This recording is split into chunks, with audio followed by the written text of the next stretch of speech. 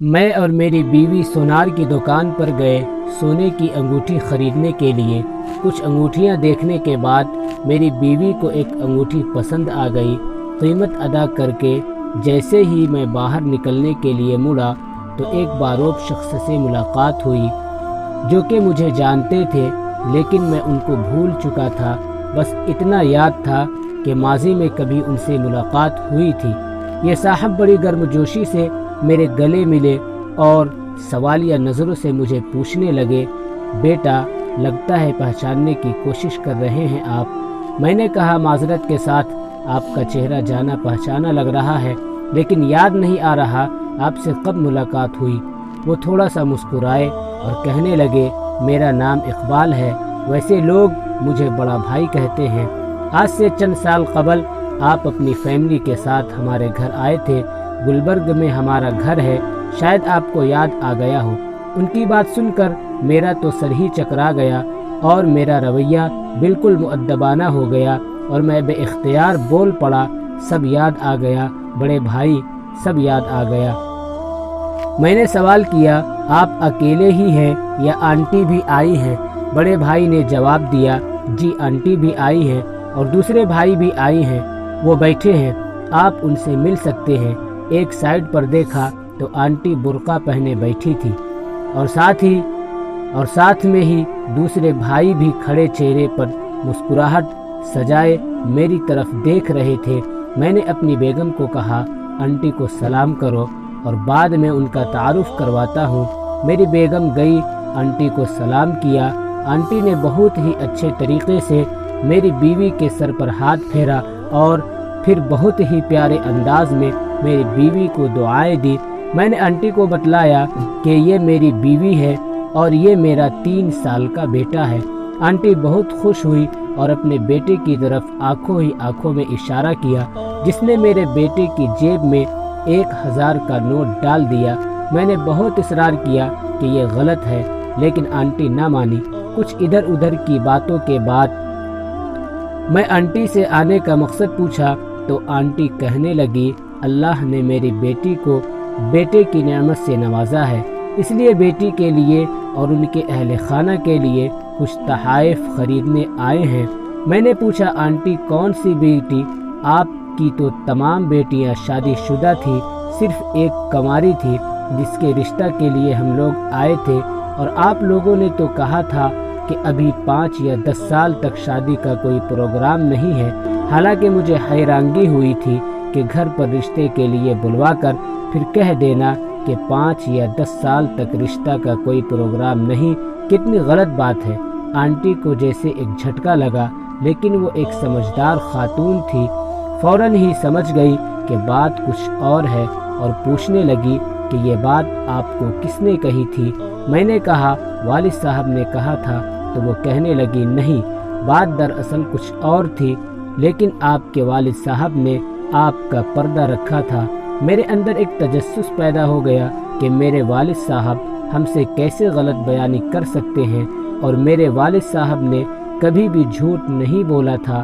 Aunty نے اپنے بیٹوں کو کہا کہ مجھے میرے بیٹے کے ساتھ اکیلا چھوڑ دیں، اور میں نے بھی اپنی بیگم کو کہا کہ تم تھوڑا سا وقت مجھے دو، بچے کو کچھ کھلاؤ پلاؤ۔ آنٹی کہنے لگی، بیٹا جس دن تم اور تمہارے اہل خانہ ہمارے گھر ہماری بیٹی کا رشتہ لینے آئے تھے، میں نے اسی دن تمہارے رشتہ سے انکار کر دیا تھا، جو کہ شاید تمہارے والدین نے تمہیں نہیں بتلایا۔ تم ایک پڑھے لکھے اور معاشرے میں ایک کامیاب شخص ثابت ہو سکتے ہو، مجھے پہلے ہی علم تھا اور مجھے مکمل یقین تھا کہ میری بیٹی کو بھی تم خوش رکھو گے، لیکن نئے لوگوں سے رشتہ جوڑنے کے لیے صرف لڑکے کو ہی نہیں دیکھا جاتا، بلکہ اس کے مکمل خاندان کو دیکھا جاتا ہے، کیونکہ ہم نے مستقبل میں آپس میں میل جول رکھنا ہوتا ہے۔ اس لیے لڑکے یا لڑکی کے گھرانے والوں کو دیکھ کر مستقبل کا تعین کیا جاتا ہے کہ یہ گھرانہ مستقبل میں کتنا کامیاب رشتہ نبھا سکتا ہے، کیونکہ زندگی میں اتار چڑھاؤ آتے رہتے ہیں اور ان حالات میں ہم کو کسی اپنے کی ضرورت ہوتی ہے۔ اس لیے ہم کسی ایسے سے رشتہ نہیں جوڑتے جو خوشیوں میں ہمارے ساتھ ہو، لیکن حالات کے خراب ہوتے ہی وہ ہم سے جدا ہو جائے۔ اس لیے میں نے اس دن آپ کے والد صاحب اور والدہ صاحبہ کو صاف صاف انکار کر دیا تھا۔ ہو سکتا ہے کہ انہوں نے آپ کو درست بات نہ بتلائی ہو۔ آنٹی کی باتیں سن کر میں مزید پریشان ہو گیا اور میں نے کہا کہ آنٹی، ہم بہن بھائی آپس میں ایک دوسرے پر جان چھڑکتے ہیں، خوشی اور غم میں برابر کے شریک ہوتے ہیں۔ کبھی ایسا نہیں ہوا کہ ہم میں سے کسی کو ایک دوسرے سے کوئی شکایت ہو۔ اگر آپ برا محسوس نہ کریں تو میں 100% درست ہوں کہ آپ کو ہمارے خاندان کو پرکھنے میں غلطی ہوئی ہے۔ آنٹی نے ایک سرد آہ لی اور کہا، بیٹے، ابھی تم بہت چھوٹے ہو۔ جو چیزیں میں دیکھ سکتی ہوں تم ان کی طرف کبھی سوچ بھی نہیں سکتے۔ میرے استفسار پر آنٹی نے کہا، میرا اندازہ کبھی غلط نہیں ہوتا، چلو میں تم کو بتلاتی ہوں۔ میں نے اپنی بیٹی کے لیے جتنے بھی رشتے دیکھے ہیں ان سے کچھ شرائط رکھی ہیں۔ جو بھی میری بیٹی کو دیکھنے آئے وہ اپنے تمام بیٹوں اور ان کی بیگمات کو ساتھ لائیں، جو سب سے اچھے کپڑے ہوں وہ زیب تن کر کے آئے۔ گھر کی عورتیں اپنی مکمل زیورات سے سج کر آئیں۔ اگر گھر میں ہر فرد کی اپنی اپنی گاڑی ہے تو وہ اپنی اپنی گاڑی میں آئے۔ یہ شرائط بہت عجیب تھی، لیکن بعض لوگوں نے اس کا یہ مطلب لیا کہ شاید ہم لڑکے والوں کی مالی حالات دیکھنا چاہتے ہیں، لیکن ایسی بات نہیں ہے۔ اب جب آپ کے اہل خانہ ہمارے گھر تشریف لائے تھے تو میں نے سب سے پہلے تمہارے دونوں بھائیوں کی گاڑیاں دیکھی، جو کہ قدرے مہنگی تھی، جبکہ تمہارے والد صاحب کی گاڑی کی مالیت اتنی نہیں تھی جتنی تمہارے دونوں بھائیوں کی گاڑیوں کی قیمت تھی۔ اسی طرح پھر میں نے تمہارے والد صاحب کے کپڑوں کا جائزہ لیا تو مجھے محسوس ہوا کہ تمہارے بھائیوں کے جسم پر سجے ہوئے کپڑے زیادہ مہنگے ہیں، اور یہی حال تمہارے والد صاحب کے جوتوں کا تھا۔ جب میں نے تمہاری ماں کے زیورات دیکھے تو ان کی مقدار بہت ہی کم تھی، جبکہ دونوں بھابھیوں کے ہاتھ، بازو اور گلے زیورات سے سجے ہوئے تھے۔ پھر میں نے جب تمہاری بھابھیوں سے پوچھا کہ گھر کا کھانا کون پکاتا ہے تو تمہاری بھابھیوں نے کہا کہ ہم سب علیحدہ علیحدہ پکاتے ہیں، اور تمہارے والدین کا کھانا تمہاری بہن پکاتی ہے۔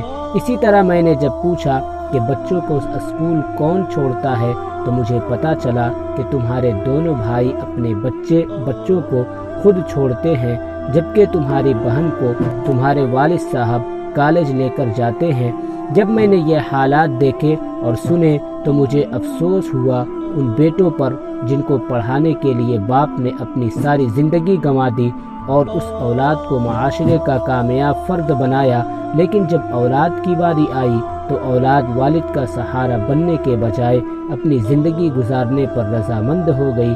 تمہارے باپ نے تمہارے لیے بھوک افلاس بھی دیکھا ہوگا، پیدل سفر بھی کیا ہوگا، تمہارے منہ میں نوالا ڈالنے کے لیے بھوک بھی برداشت کی ہوگی، تمہیں اچھا پہنانے کے لیے خود 2-3 سال ایک ہی جوڑے میں بھی گزارے ہوں گے، لیکن جب اولاد کی باری آئی تو اولاد باپ کو بھول گئی اور اپنی دنیا کی رنگین ریلیوں میں مگن ہو گئی۔ تمہارے بھائیوں نے خود تو نئی گاڑی لے لی، لیکن ان کو خیال نہ آیا کہ ہمارا باپ آج بھی اسی پرانی گاڑی میں سفر کیوں کرتا ہے، کیونکہ اس پر ابھی بھی تمہاری بہن کی اور تمہاری ذمہ داری ہے۔ اس کا بھی دل کرتا ہوگا نئے جوتے اور نئے کپڑے پہننے کو، لیکن ہو سکتا ہے اس کی جیب اس چیز کی اجازت نہ دیتی ہو، لیکن تمہارے بھائیوں کی جیب تو اجازت دیتی تھی کہ اپنے باپ کے لیے اچھا لباس، اچھا جوتا پہلے خریدتے اور اپنے لیے بعد میں، کیونکہ یہ رویہ تمہارے باپ کا تھا۔ جب بھی اس نے کوئی چیز خریدنا چاہی پہلے اپنی اولاد کا خیال کیا، بعد میں اپنا سوچا۔ اس لیے میں نے یہ ساری باتیں اسی دن تمہارے والد سے کر دی تھی۔ ہمیں دنیا کی مال و دولت نہیں چاہیے، ہمیں تو ایسے رشتہ دار چاہیے جو اپنے سے بڑھ کر اپنے رشتہ داروں کو ترجیح دیں، تاکہ کل کو جب ہم نیچے گریں تو ہم کو مزید نیچے دبانے کے بجائے اوپر کو اٹھائیں، تاکہ کل کو جب وہ نیچے گرے تو ہم ان کو بھی سہارا دے سکیں۔ مال و دولت، اعلیٰ عہدہ یا مرتبہ تو ہمیشہ نہیں رہتا، ہمیشہ جو ساتھ چلتے ہیں وہ سچے رشتے چلتے ہیں، اور اگر رشتہ بنانے میں ہم سے تھوڑی سی بھی غلطی ہو جائے تو ساری زندگی بھیتا ہو سکتی ہے۔ اور نسلیں بھی تباہ ہو جایا کرتی ہیں۔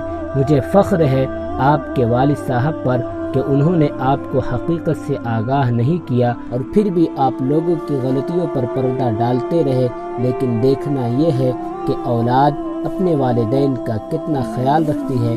والدین تو ہمیشہ سے ہی اولاد کے لیے قربانیاں دیتے آئے ہیں، اب اولاد کی باری ہے، اور مجھے فخر ہے اپنی اولاد پر کہ آج بھی کچھ ہو جائے میری اولاد مجھے ہمیشہ ترجیح دیتی ہے، میرے لیے پہلے خریدتی ہے، بعد میں اپنی بیوی بچوں کے لیے کچھ خریدا جاتا ہے، اور مجھے فخر ہے اپنی اولاد کی اولاد پر کہ وہ بھی اپنے والدین کو اپنی زندگیوں سے زیادہ ترجیح دیتی ہے، اور ہمارا پورا خاندان ایک جان کی مانند ہے۔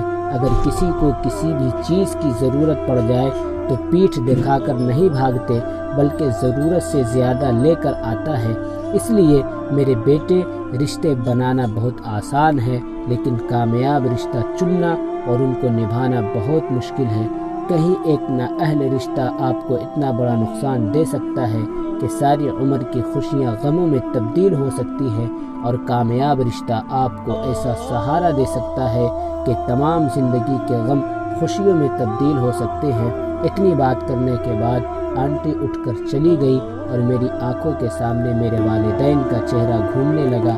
میری گاڑی میرے والد کی گاڑی سے بہتر تھی، میرا لباس میرے والد کے لباس سے بہتر تھا، میرے گھر کی زیب و زینت کا سامان میرے والد کے گھر سے بہتر تھا۔